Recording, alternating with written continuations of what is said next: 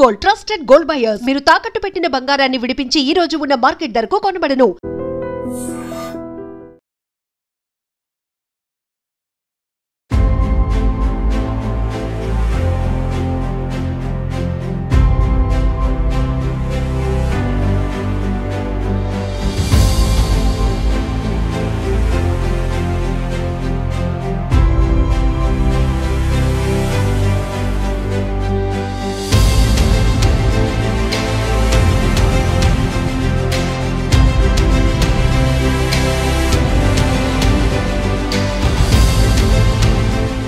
ఆ కన్నతల్లి కన్నీటి రోదన చూస్తే గుండెలు తరుక్కుపోతున్నాయి. విశాఖలో సమతా కాలేజీలో డిగ్రీ చదువుతున్న సాయి తేజ మృతిపైన మాకు అనేక అనుమానాలు ఉన్నాయి అంటూ ఇటు బంధువులు విద్యార్థి సంఘం నేతలు కూడా ఆరోపిస్తున్నారు. అందులో ఆ కాలేజీకి సంబంధించినటువంటి లేడీ లెక్చరర్ల వేధింపుల వల్లే తన కొడుకు ప్రాణాలు తీసుకున్నాడు బలవంతంగా అంటూ ఆ తల్లి గుండెలు అవిసిలా రోధిస్తోంది. ఖచ్చితంగా అసలు ఏం జరిగింది అనేది దీనిపైన పూర్తిగా ఇంకా ఇన్ఫర్మేషన్ అయితే రాలేదు. పోలీసులు బంధువులు కుటుంబ సభ్యులు అనుమానిస్తున్న రీతిలోనే ఆ కోణంలో దర్యాప్తు కొనసాగిస్తున్నారు. ఆ తల్లితో ఒక్కసారి మాట్లాడదాం. నా కొడుకు అసలు చెప్తుందట. నా కొడుకు నేను చెప్పలేకపోతానమ్మా. నేను మాట్లాడలేను. బిడ్డను కోల్పోయిన బాధ మాకు తెలుసు, కానీ నా కొడుకుని మోసం చేసినారు. వాళ్ళ ఇంట్లో భద్రంగా ఏమన్నారు. నా కొడుకుని ఈదులెట్టినారు. నా కొడుకు టార్చర్ తట్టుకోలేక నేను కాలేజీకి వెళ్ళొస్తాడు పోయి నేను ఏడు చెప్పినాను కొడుక. నేను వెళ్ళొచ్చేటప్పుడు నాయన ఇద్దరు మేడమ్మలు ఉంటారు. మేడం పేరు గుర్తు రావడం లేదు. ఒక మేడం బేగం మేడం అంట. అమ్మని పిలిపించుకుంటుంది ఎవరికి డౌట్ రాకుండా ఉండాలని. ఆవిడకి పెళ్ళి అయిపోయింది. ఇద్దరు పిల్లలు చేత కూడా మాట్లాడిపించి మీ అమ్మ నిన్ను ఎలాగ పెంచిందిరా వాళ్ళకి కూడా అలాగే చెప్పని చెప్పించింది ఫస్ట్లోను.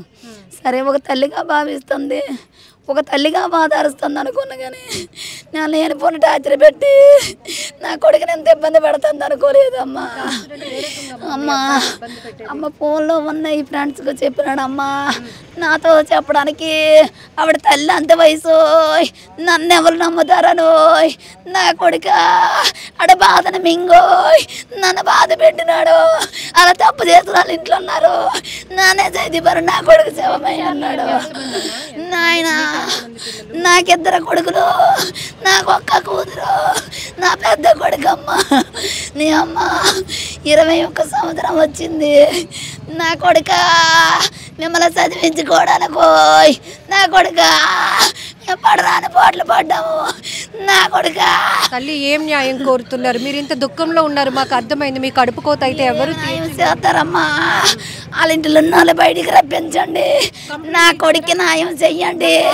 నా కాలేజీ తరపున న్యాయం కావాలి. నా కొడుకులాగే పిల్లడికి మోసం జరగకుండా కాపాడండి. నాకు కావాల్సిన న్యాయం అది. అమ్మా, ఇది ఒక తల్లి గుండె కోత కాదు. ఎదుగొచ్చిన ఏ పిల్లలు ఇలా అర్ధాంతరంగా తనువు చాలించిన మనలాంటి వాళ్ళందరం కూడా బాధపడాల్సిన ఏం జరిగింది మీకు తెలిసిన మీరేమవుతారు?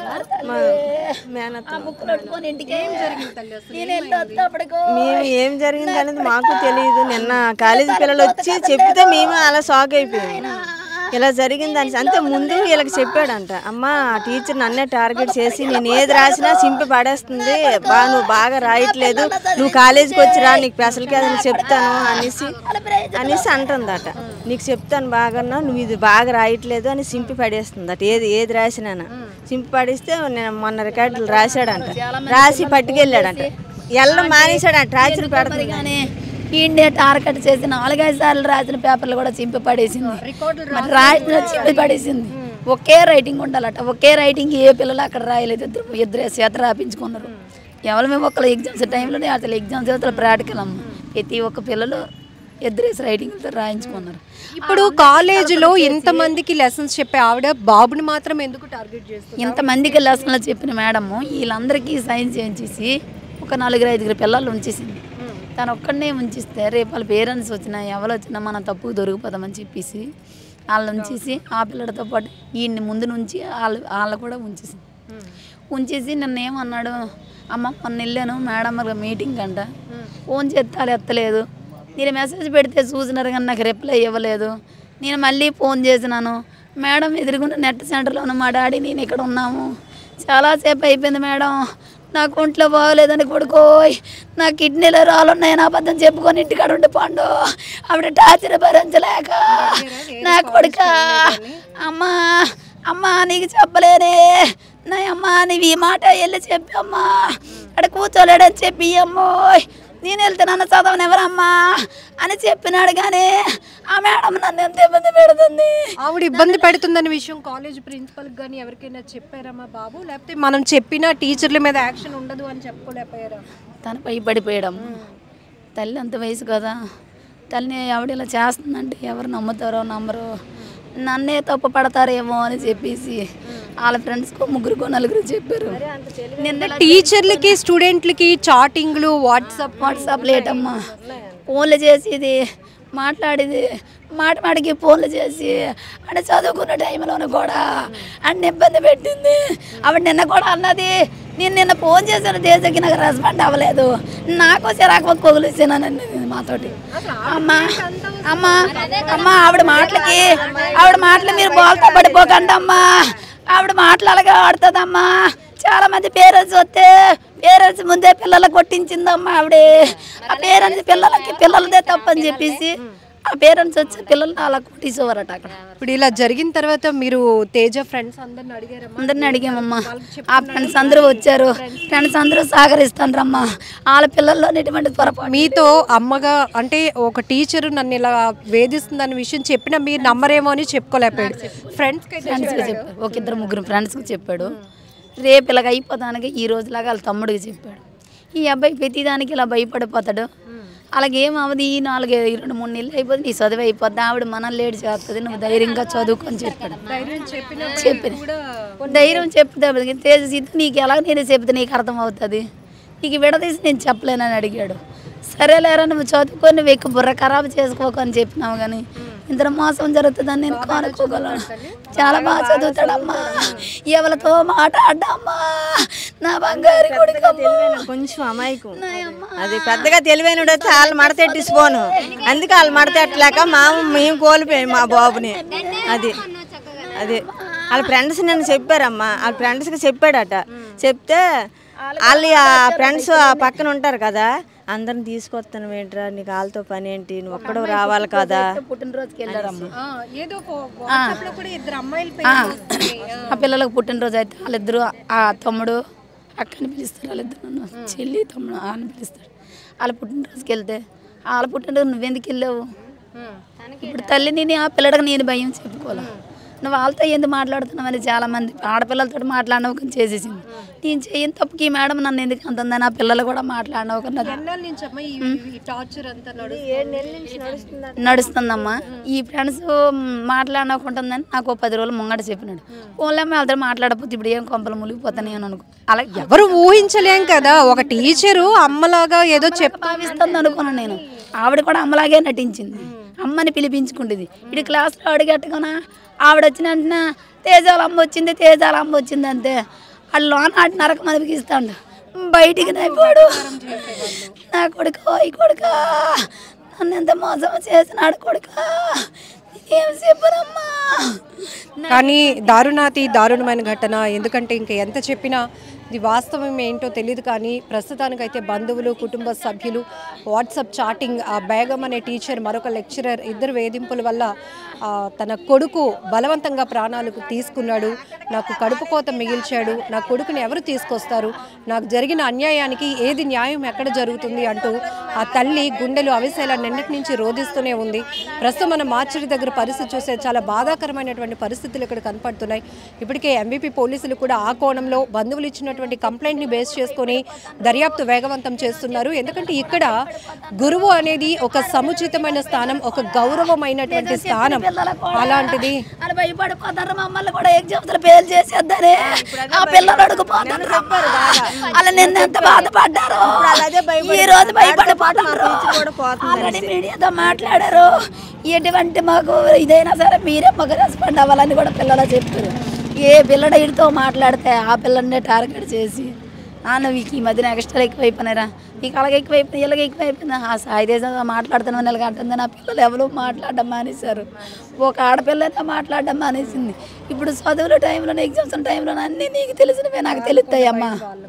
నీకు తెలిసింది నాకు తెలియదు కదా, నాకు తెలిసింది నీకు తెలియదు కదా, చెప్పుకుందే కదమ్మా తెలుస్తుంది. ఎవరికి ఫోన్ చేస్తే ఒప్పుకుండేది కదట, ఎవరితో మాట్లాడితే ఒప్పుకుండేది కదా.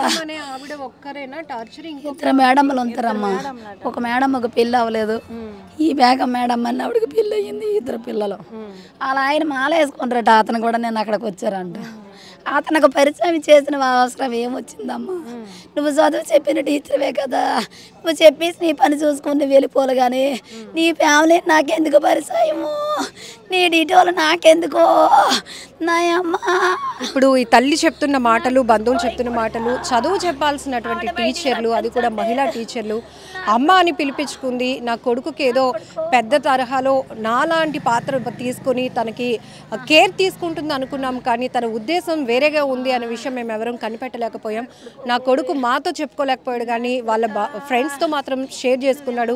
వాళ్ళ టార్చర్ గత 7 నెలల నుంచి కొనసాగుతోంది. ఆ ఇద్దరు లెక్చరర్లు తీవ్రంగా వేధిస్తున్నారు. ఒక మహిళ లెక్చరర్ మాత్రం తీవ్రంగా వేధిస్తోంది. ఎవరితో క్లోజ్గా ఎవరైనా అమ్మాయిలు వచ్చి క్లోజ్గా మాట్లాడినా ఎందుకురా వాళ్ళతో మాట్లాడుతున్నావని అలా మాట్లాడడం, రికార్డ్స్ ఏవైనా చేసి ఇచ్చినా కూడా వాటిని చింపేయటం, పూర్తి స్థాయిలో అబ్బాయిని టార్గెట్ చేయడం వల్లే ఆ తీవ్రమైనటువంటి మనస్తాపానికి గురై నా కొడుకు బలవంతంగా ప్రాణాలు తీసుకున్నాడు, నాకు న్యాయం చేయండి, నా కొడుకుని ఇప్పుడు ఎవరు తీసుకొస్తారు, నా కడుపు కోత ఎవరు తీర్చుతారు అంటూ ఆ తల్లి గుండెలు అవిసేలా రోధిస్తున్న తీరు ప్రతి ఒక్కరికంట కన్నీరు పెట్టిస్తోంది. అయితే ఎంవీపీ పోలీసులు మాత్రం ఇప్పుడు బంధువులు ఇచ్చినటువంటి కంప్లైంట్ కావచ్చు, సాయి తేజ ఎవరైతే సూసైడ్ చేసుకొని చనిపోయినటువంటి సాయి తేజ మృతిపై అనేక అనుమానాలు వ్యక్తమవుతున్నాయి. ఆ నేపథ్యంలోనే ఫ్రెండ్స్ ఇచ్చినటువంటి కొంత ఇన్ఫర్మేషన్ బేస్ చేసుకొని కూడా పోలీసులు వేగవంతంగా దర్యాప్తు కొనసాగిస్తున్నారు. ఇప్పటికే విద్యార్థి సంఘం నేతలు కూడా నిన్న పెద్ద ఎత్తున సమతా కాలేజీకి వెళ్ళి ఆ మహిళా లెక్చరర్ ఎవరైతే సాయి తేజ చనిపోవటానికి వేధింపులకి గురి చేసినటువంటి లెక్చరర్స్ని మాకు అప్పచెప్పండి, వాళ్ళపైన యాక్షన్ తీసుకోండి ఇమీడియట్గా అంటూ పెద్ద ఎత్తున ఆందోళనలు కూడా నిర్వహించినటువంటి పరిస్థితి. ఏది ఏమైనా పూర్తి స్థాయిలో వేగవంతంగా దర్యాప్తు కొనసాగించి సాయి తేజ తమ బిడ్డ అనుమానాస్పద మృతిపై ఉన్నటువంటి ఏవైతే అనుమానాలు ఉన్నాయో పూర్తి స్థాయిలో నివృత్తి చేసి ఎవరైతే కారకులు ఉన్నారో వాళ్ళని కఠినంగా శిక్షించాలంటూ కూడా ఈ తల్లి కన్నీటితో వేడుకుంటోంది.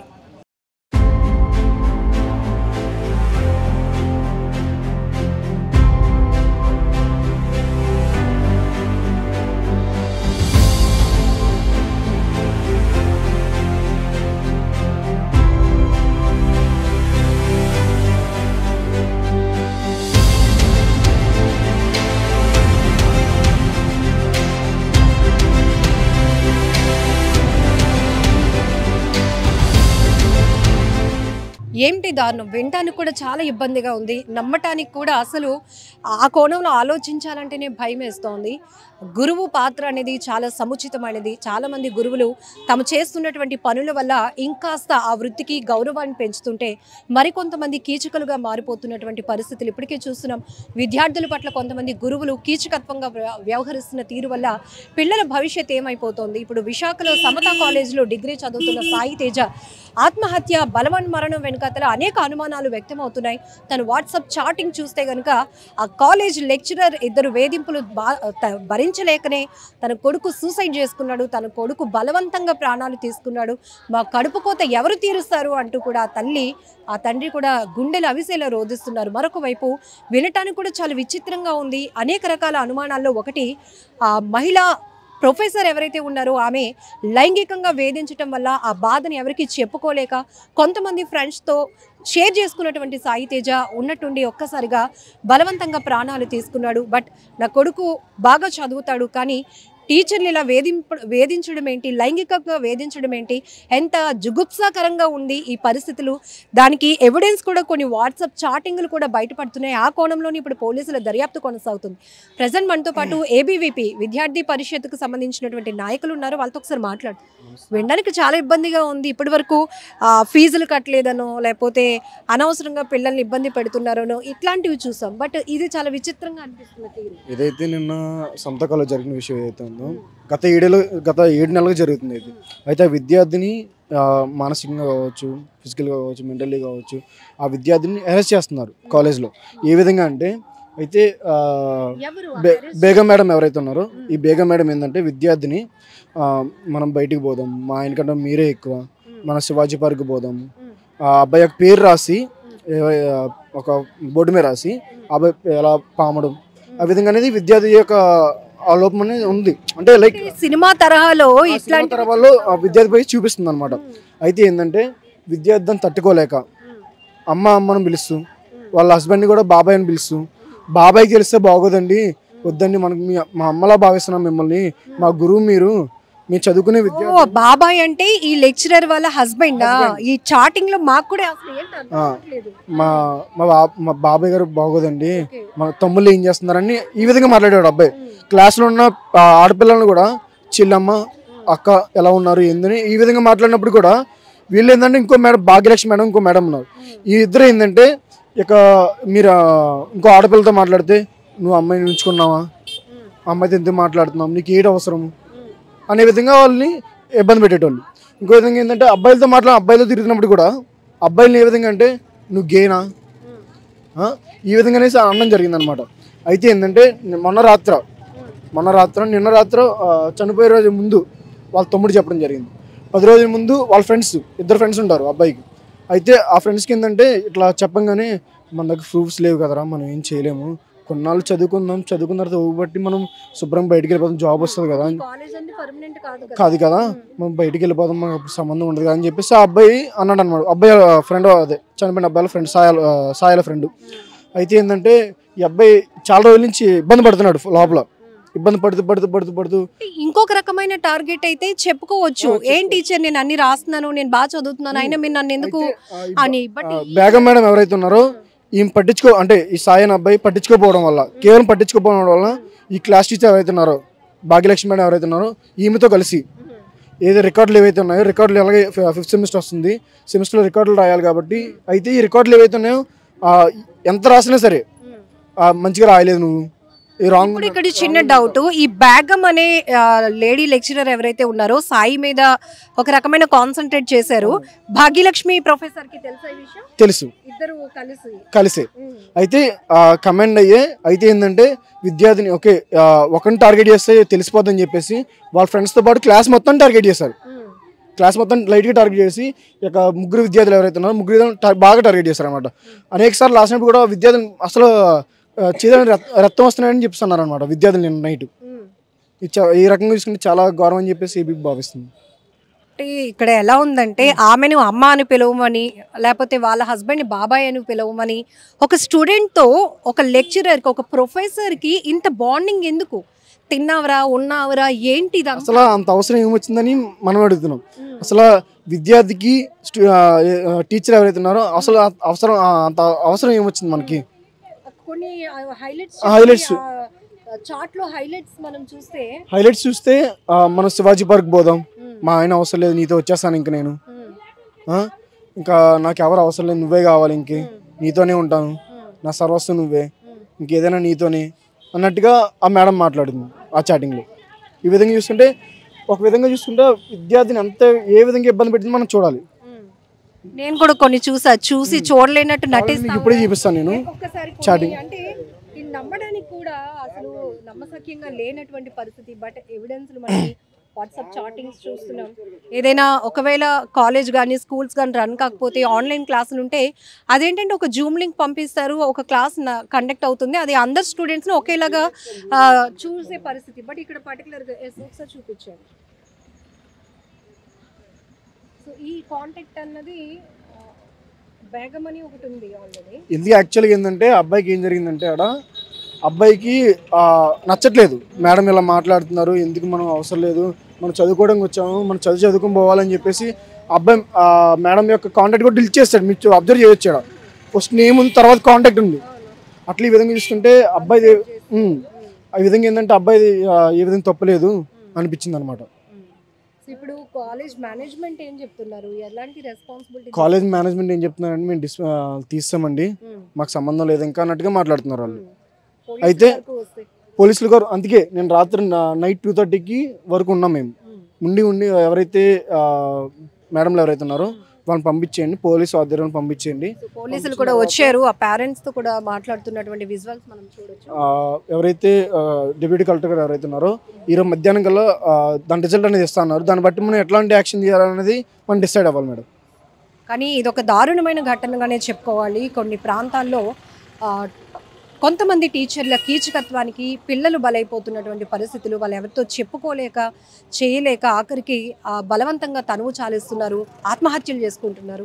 అలాంటి ఒక విషాదకర ఘటన విశాఖలో జరగటం, సమతా కాలేజీలో చదువుతున్న డిగ్రీ విద్యార్థి ఇట్లా టీచర్ల వేధింపులు భరించలేక, మహిళా టీచర్ల లైంగిక వేధింపులు భరించలేక తనువు చాలించాడు అంటూ ప్రస్తుతానికైతే ఆరోపణలు పెద్ద ఎత్తున వినిపిస్తున్నాయి. దీని మీద పెద్ద ఎత్తున చర్చ కూడా నడుస్తోంది. ఇంత దారుణమైన సిచ్యువేషన్స్ ఉంటే పిల్లలు చదువు మీద ఎలా కాన్సన్ట్రేట్ చేయగలరు అనేటటువంటి ఒక ఆందోళన కూడా పేరెంట్స్లో కనిపిస్తోంది. బట్ ఆ తల్లి మాత్రం చెప్తోంది, అమ్మ అని పిలిపించుకొని నా కొడుకుని ఇంతలాగా వేధించి టార్చర్ పెట్టిందమ్మా, ఖచ్చితంగా ఆమె పైన యాక్షన్ తీసుకోవాలి, నా కొడుకు మృతికి కారణమైనటువంటి వాళ్ళపైన ఖచ్చితంగా కఠినమైన శిక్షలు తీసుకోవాలని మీ మీడియా ద్వారానే వేడుకుంటున్నాను అంటూ ఆ తల్లి కన్నీటితో 2 చేతులు జోడించి వేడుకుంటుంది. మరోవైపు ఇప్పుడే పోలీసులు కూడా రావటం మార్చిడి దగ్గరికి ఆ తల్లితో మాట్లాడుతున్నారు. మీరు అంతలాగా రోధించకండమ్మా, నిన్నటి నుంచి మిమ్మల్ని చూస్తున్నాము, ఖచ్చితంగా మీకు న్యాయం చేసే వైపే కేసు దర్యాప్తు అయితే కొనసాగుతుందని కూడా వాళ్ళు చెప్పడం జరుగుతుంది. నిజంగా ప్రస్తుతం ఉన్నటువంటి సమాజం దేనికి ప్రయారిటీ ఇస్తుంది? ఆర్థిక సంబంధాల చుట్టూ మాత్రమే తిరుగుతోంది. మళ్ళీ ఎన్నికలంగానే చాలా విరక్తి కలుగుతున్నాం. మంచి అనిపిస్తుంది కదా, లేడీస్ కూడా ఛాలెంజింగ్ జాబ్స్ చేసినప్పుడు చాలా బాగుంటది. ట్రాఫిక్ అసిస్టెంట్స్ గా నియమించిన ట్రాన్స్జెండర్స్ అందరితో సాల్యూట్ చేయించుకుంటున్నారు. ఫుడ్ డెలివరీ ఇవ్వటానికి వెళ్ళినటువంటి డెలివరీ బాయ్ అనిల్ పై కళ్ళ ముందు